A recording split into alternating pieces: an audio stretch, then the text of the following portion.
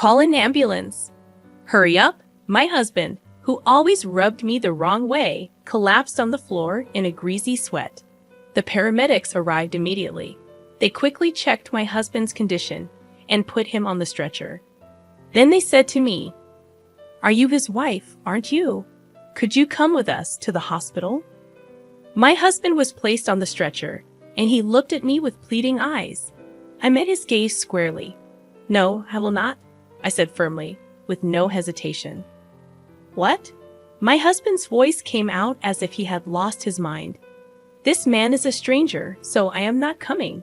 Please take care of the rest." "Wait, Lydia, what?" "Wait." I then confronted my husband with something I had been carrying in my pocket for the past few days.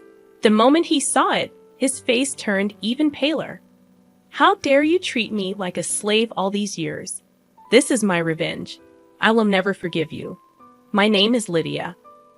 I'm a 36-year-old housewife, living in a rented apartment with my husband, Caleb. I was introduced to Caleb by a colleague at work when I was still employed full-time. Despite being more of an introvert, I occasionally attended parties, invited by my colleague who had many friends. One day, I reluctantly agreed to join a barbecue with his friends. There, I met Caleb. Surprisingly, we connected instantly despite my initial reservations. Caleb, the outdoorsy type, turned out to be sociable and humorous. We exchanged contact information, went out for dinner and shopping, and eventually started dating. After several years of dating, Caleb proposed, and we got married. Caleb had always been kind, taking me out of my indoor lifestyle. However, over the past few years, he started to do and say things that made me feel a little uncomfortable. I quit my job and became a housewife because Caleb himself wanted me to. However, he often made sarcastic remarks about it. For example, when I got sick and was late cooking dinner, he would say, "Lydia, why isn't my dinner ready yet?" "Hi, sorry, I was sick today. I had a rest earlier, and I couldn't get up. Can you go take a bath first?" He would reply, "Huh? What's that? You're a housewife. You should at least take care of the meal." Caleb never seemed to worry about my health, which made me very sad. Another time, I mentioned a reunion in my hometown, saying, "Hey, Caleb, there's a reunion coming up in my hometown. I'll finish my chores, so can I go?" He would simply respond with, "Suit yourself." Well, being a stay-at-home wife is great, you know. I envy you, Lydia. You get to play around with the money your husband makes. Although Caleb was usually really nice to me, carrying my purse and bringing me flowers after work, there were times when he acted like a jerk. I even thought maybe he wanted me to work, so I suggested taking a part-time job. However, Caleb insisted that was not the case, and in the end, I remained a full-time housewife. One day, one of Caleb's relatives called me out of the blue. I picked up the phone feeling a little defensive. The relative on the other end of the line called my name in a panic, "Lydia. Caleb's mother has collapsed." I froze at the unexpected words. According to my relative, she had gone to visit my mother-in-law a few hours earlier and found her lying in the yard. An ambulance had rushed to the scene and taken my mother-in-law to a general hospital. In a panic, I ran out of the house and arrived at the hospital. I was told that her condition was still unpredictable. As we discussed this, Caleb came running in out of breath. We moved to the hospital room to check on my mother-in-law, who was sleeping in bed. Her body was covered with various tubes, and it was painful to watch. "Mom," my husband called out to her, but she did not respond. Caleb stayed in the hospital room for the rest of the day, and I decided to go home to gather everything needed for the hospital stay. After a while, my mother-in-law recovered enough to sit up by herself. However, it was difficult to do anything without someone's help. I was glad she could get up, wondering if she would be able to walk again with continued physical therapy. As her discharge date approached next week, I said this to Caleb, and then he started to say something I didn't understand. "Oh yeah, are you ready? We'll be leaving this house next week, so you'd better start packing our stuff." I couldn't comprehend what he meant. Caleb seemed annoyed, as if he didn't like my reaction. "We don't need this house since we are going to live with my mom at my parents' house." "You are still as dense as ever, aren't you? Does that mean I'm going to live with my mother-in-law after she gets out of the hospital?" "I never heard anything about that. Did you decide to move in together without talking to me? Have you already canceled the lease on this house?" When I said that, my husband became even more grumpy. "Of course, I've already canceled the lease. It's the right thing for us to do as a family, to live together and help her." "Don't tell me you don't want to live with her, do you? I'm the one who makes a living, so I won't accept any complaints," he said, and went back to his room with deliberate footsteps. I never thought that Caleb would take such a hardline approach. I can't believe he's canceling the lease on this apartment. I have no choice but to move out. I know he is worried about his mother, but this is too much. I sighed deeply. A few days passed, and suddenly I was living with my mother-in-law. I had never been a caregiver before, so everything was new to me. I had to spend most of my day feeding, bathing, and toileting for my mother-in-law. She didn't want me to take care of her, and she hardly communicated with me. Furthermore, when I tried to talk to her, she would hide in bed, saying she was in pain. When my mother-in-law was healthy, we didn't have a bad relationship. In fact, we sometimes exchanged delicious-looking snacks we found at the department store. Perhaps she was too frail to care for others. On the other hand, my husband Caleb, who had forced us to move in together, rarely came home. After work, he would go out for drinks and come home in the morning. Even on his days off, he would find some reason to go out. When he came home, all he did was play video games in his room. I decided to talk to Caleb while he was playing games. "I know you can't avoid working overtime or drinking with your colleagues, but can't you at least help me take care of your mother when you're at home? Or I would like you to help me with the housework." I said this, and Caleb replied without looking away from the screen. "What are you being so naive about? Housework and caregiving are both your jobs. I'm tired from working, you know." "Oh, I'm almost out of coffee. Go make me some and clean this room, okay? And oh, take these to the dry cleaner. I need them by Wednesday." My husband spoke one-sidedly and threw his work clothes at me. This time I was annoyed and retorted, "That's enough. I've been doing housework and taking care of your mother every day for the past month without a break. Why can't you at least help me a little?" Caleb then slammed the game controller down on the desk, stood up with a mighty thud, and said, "How dare you talk to me like that? Who do you think you owe your livelihood to? If you have a problem with me, then get out. Come on, get yourself together and get out." Well, I feel sorry for my mom. She's going to be left alone without anyone to take care of her. That being said, I couldn't say a word. It's true. I only have a little money saved up, and I can't leave my mother-in-law, who can't do anything for herself. Holding back my emotions, I picked up his suit and left the room. After about 6 months of such a difficult life, my mother-in-law suddenly passed away. I woke up in the morning and went to check on her like I always do. But that day, she was no longer breathing. I called an ambulance and took her to the hospital, but it was too late. Caleb was in tears and sad. I don't know why, but I couldn't cry. I felt cold when I saw Caleb crying. Without hesitation, I thought to myself, "You didn't do anything to help her."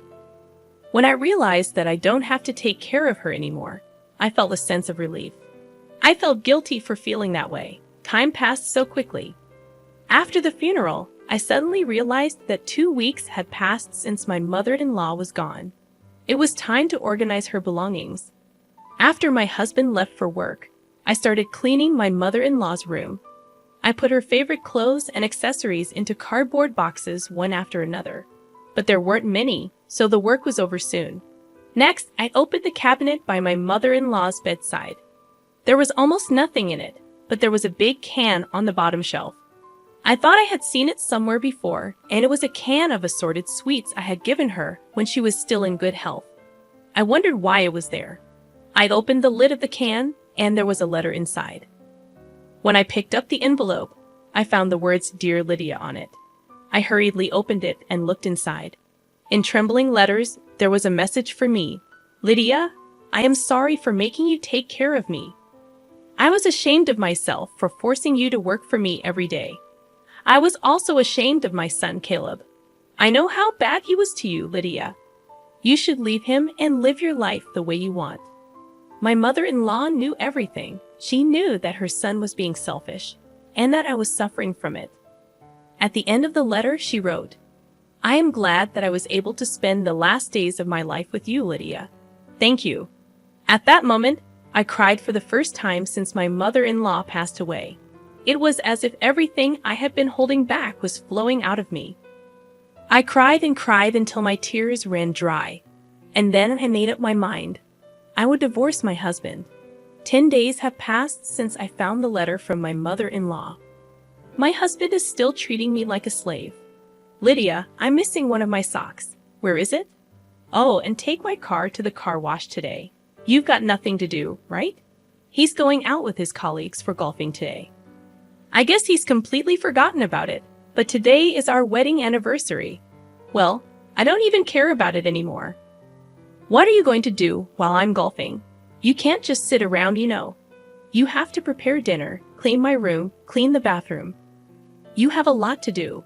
His arrogance left me speechless. Hey, can you hear me? Bring me my sock and a jacket.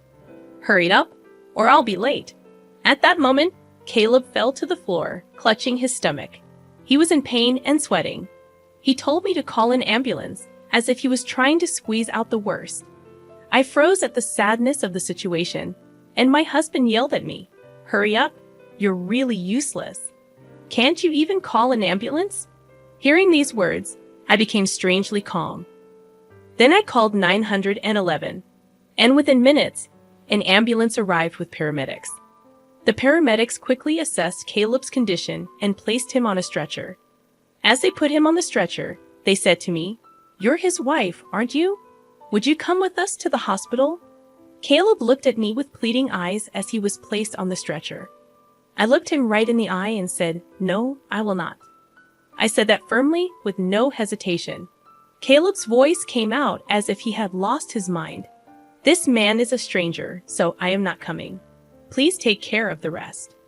Then I confronted Caleb with something I had been carrying in my pocket for the past few days. The divorce papers that I was forced to sign when we had a fight a while ago. My husband had always told me that if I disobeyed him, he would serve me with the divorce papers.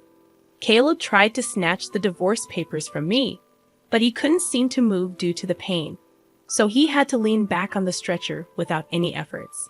Excuse me, but please leave now, I said. As I said this, the paramedics finally took my husband away in the ambulance.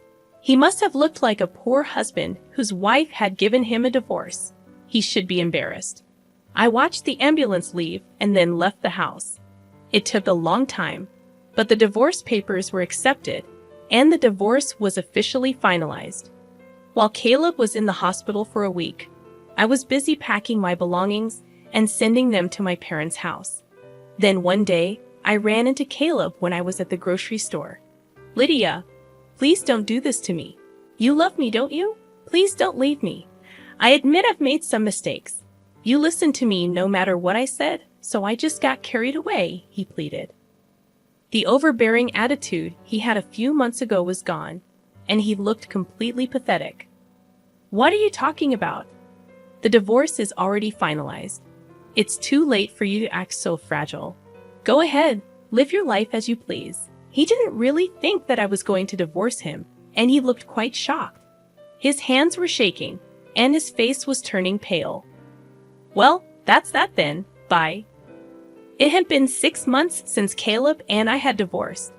Caleb had once visited my parents' house, ringing the intercom and calling out my name so loudly that I had no choice but to see him. Sure enough, he wanted me to get back together with him. When I kept quiet, he began to reveal his current lifestyle to me.